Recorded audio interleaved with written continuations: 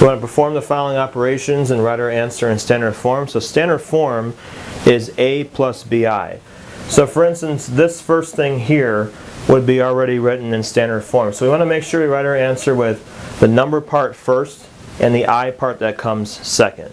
So with this one right here, when we add that together, we need to first add the two number terms together. That's going to give us 14. And then I have 12i minus 2i. That's going to give us positive 10i. And that's all you would do for that first example.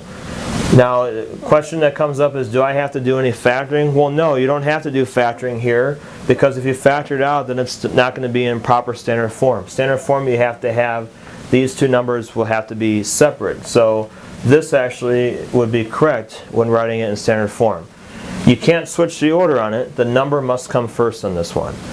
Now let's do the next one. Now for this one, you want to make sure that you first distribute the sign that's here. So I'm going to do plus 2 and minus 6i. So make sure you do that step first.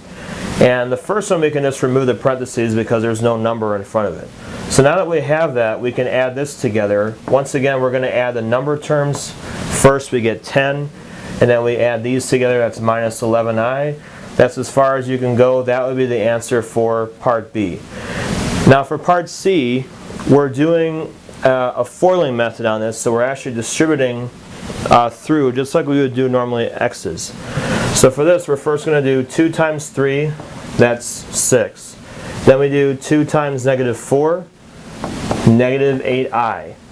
We do the middle term here, okay, the inner terms. So that's going to be 15 plus 15i. And then finally we do the last terms. 5i minus 4, you get minus 20, but don't forget that there's an I squared there as part of it because we have I times I. Now when you simplify this, we can simplify the first couple terms here, 6, and then I have negative 8 plus 15, then I get plus 7i. Now for the minus 20, we're going to use a definition that was talked about earlier in the notes. Whenever you see I squared, that's the same thing as negative 1. So whenever I see an I squared, I want to replace it with negative 1. So now I have 6 and I have 20 here. That's going to be 26 plus 7i, and that would be proper form there. Notice again, the number part has to come first because that would be the correct standard form.